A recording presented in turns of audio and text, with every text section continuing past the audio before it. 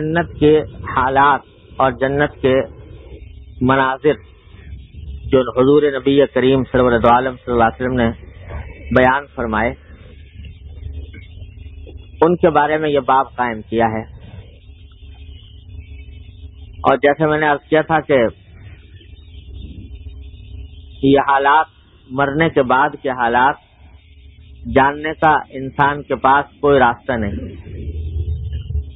کوئی علم، کوئی فن، کوئی معلومات ایسی نہیں ہے جو انسان کو مرنے کے بعد کے حالات سے باخبر کر سکیں۔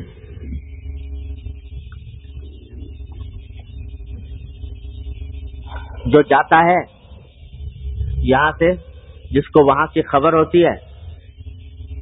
اس کی خبر ہمیں نہیں رہتی۔ کارا کے خبر شد، خبرش باز نیامت، جس کو وہاں کے حالات کا پتہ لگ گیا پھر اس کا ہی پتہ نہیں چلا کہ وہ کہاں گیا۔ میرے والد ماجد حضرت مولانا مفتی محمد شفیع صاحب قدس اللہ تعالیٰ سرہ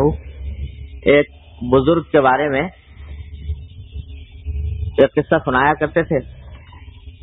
کہ ایک بزرگ تھے، ان سے ان کے مریدین نے کہا کہ حضرت یہ مرنے جو بھی آدمی جاتا ہے اس دنیا سے تو اس کے بعد ایسا جاتا ہے کہ کوئی خبر نہیں دیتا، نہ یہ بتاتا ہے کہ وہاں کہاں پہنچا، نہ یہ بتاتا ہے کہ کیا معاملہ ہوا، نہ یہ بتاتا ہے کیا مناظر اس نے دیکھے۔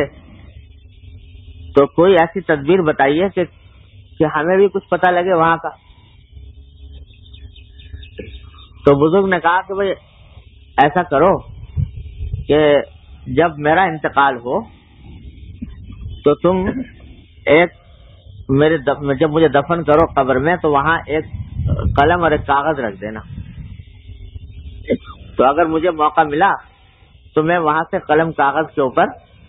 لکھ کر تمہیں بتا دوں گا کہ کیا واقعات پیش آئے۔ لوگ بڑے خوش ہوئے،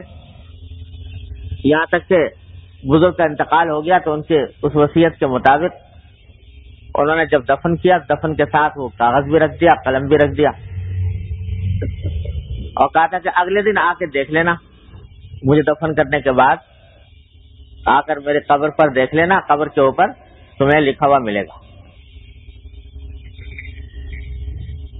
تو لوگوں نے یہی کیا، اگلے دن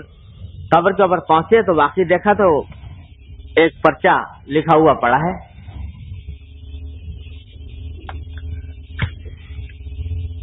جا کر دیکھا تو واقعی لکھا ہوا ایک پرچہ رکھا ہوا تھا قبر کے اوپر۔ لوگ بڑے خوش ہوئے کہ آج راز کھل جائے گا۔ اب جا کے دیکھا تو اس پہ لکھا ہوا تھا کہ یہاں کے حالات دیکھنے والے ہیں، بتانے والے نہیں ہیں۔ کوئی آدمی بتائے تو کیا بتائے،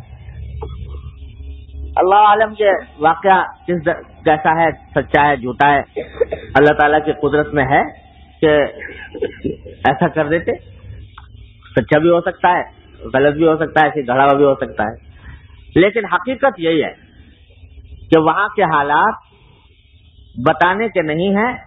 دیکھنے کے۔ اسی واسطے اللہ تعالیٰ نے اس کو ایسا راز رکھا کہ کسی شخص کے اوپر لیک نہیں ہوتا ذرا سا بھی کہ کیا ہونے والا ہے۔ بس جتنا بتا دیا قرآن نے اور حضور اقدس نبی کریم سرور دو عالم صلی اللہ علیہ وسلم نے، اس سے زیادہ کسی کو معلوم ہونے کا کوئی راستہ نہیں۔ تو یہ آخری باب ہے، اسی بارے میں ہے، اور اس میں پہلی روایت نقل کی حضرت مغیرہ بن شعبہ رضی اللہ تعالیٰ عنہ سے۔ وہ کہتے ہیں کہ حضرت موسیٰ علیہ السلام نے اللہ تعالیٰ سے پوچھا کہ اے پروردگار یہ بتائیے کہ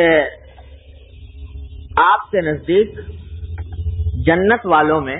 سب سے کم درجہ کس کا ہوگا؟ یہ جنت میں سب سے کم درجہ کس کا ہوگا؟ سب سے ادنا آدمی جنت والوں میں کون ہوگا؟ تو اللہ تبارک و تعالیٰ نے جواب میں فرمایا کہ ایک بندہ ہوگا میرا کہ جب سارے جنت والے جنت میں چلے جائیں گے، جہنم والے جہنم میں چلے جائیں گے، تو ایک آدمی جنت میں داخل ہونے سے رہ گیا ہوگا جنت کے آس پاس کے علاقے میں بیٹھا ہوگا، جنت کے آس پاس کے علاقے میں بیٹھا ہوگا، تو اللہ تبارک و تعالیٰ اس سے فرمائیں گے کہ یہ بتاؤ کہ تم جب دنیا میں تھے تو یا دنیا میں رہنے کے دوران تم نے جو بڑے سے بڑے بادشاہوں کا ذکر سنا ہوگا،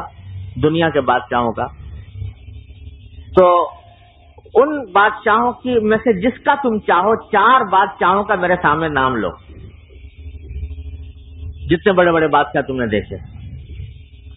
اور ان کی سلطنت کے جتنے حصے کا تم چاہو نام لو،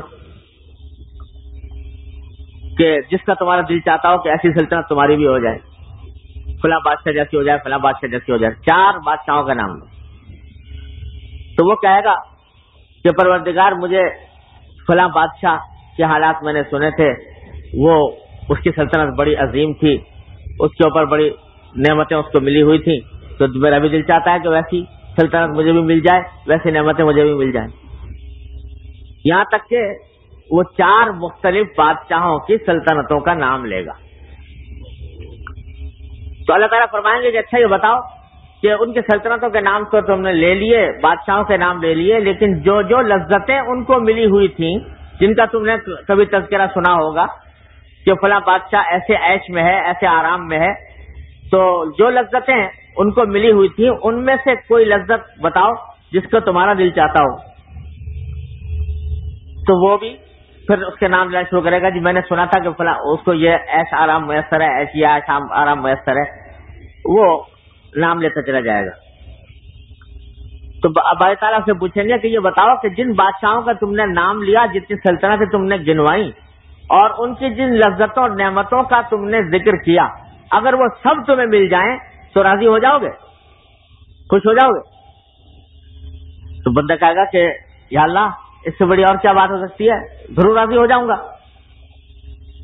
تو باری تعالیٰ فرمائیں گے کہ جتنی لذتوں کا تم نے نام لیا، جتنی سلطنتوں کا تم نے نام لیا، اس سے 10 گنی زیادہ تمہیں عطا کرتا ہوں اس جنت میں، اس سے 10 گنی زیادہ تم کو عطا کرتا ہوں۔ تو اللہ تعالیٰ فرمائیں گے حضرت موسیٰ علیہ السلام سے کہ جنت کا سب سے ادنا آدمی، یعنی سب سے کم تر جس کو ثواب ملا، سب سے کم تر جس کو جزا ملی، وہ یہ شخص ہوگا جس کو یہ کہا جائے گا۔ تو موسیٰ علیہ السلام فرمائیں گے اللہ تعالیٰ سے کہ یا اللہ جب یہ ادنا آدمی کا یہ حال ہے کہ جو سب سے ادنا ہے، سب سے کمتر ثواب جس کو ملا ہے، اس کا یہ حال ہے، تو جو آپ کے پسندیدہ بندے ہوں گے، جن کو اعلیٰ ترین درجات عطا کیے گئے ہوں گے، ان کا کیا حال ہوگا؟ تو باری تعالیٰ اس کے جواب میں فرمائیں گے کہ اے موسیٰ، وہ لوگ جو میرے پسندیدہ بندے ہیں، ان کی کرامتوں کی چیزیں تو میں نے اپنے ہاتھ سے بنا کر رکھی ہوئی ہیں، ان کے اکرام کی چیزیں تو میں نے اپنے ہاتھ سے بنا کر رکھی ہوئی ہیں، اور اپنے ہاتھ سے بنا کر میں نے ان خزانوں پر مہر لگا دیا، اور ان میں وہ چیزیں ہیں کہ معلوم تر عین ولم یسمع اذن ولم یخطر علی قلب احد من الخلق، کہ وہ نعمتیں ایسی ہیں کہ آج تک کسی آنکھ نے دیکھی نہیں، آج تک کسی کان نے ان کا تذکرہ نہیں سنا، اور آج تک کسی انسان کے دل پر ان کا خیال بھی نہیں گزرا، وہ میں نے عطا کر رکھی ہیں، بنا کر رکھی ہوئی ہیں۔ تو ادنا آدمی کا حال حضرت موسیٰ علیہ السلام کی زبانی یہ بیان فرمایا گیا حضرت مغیرہ بن شعبہ رضی اللہ عنہ کے روایت۔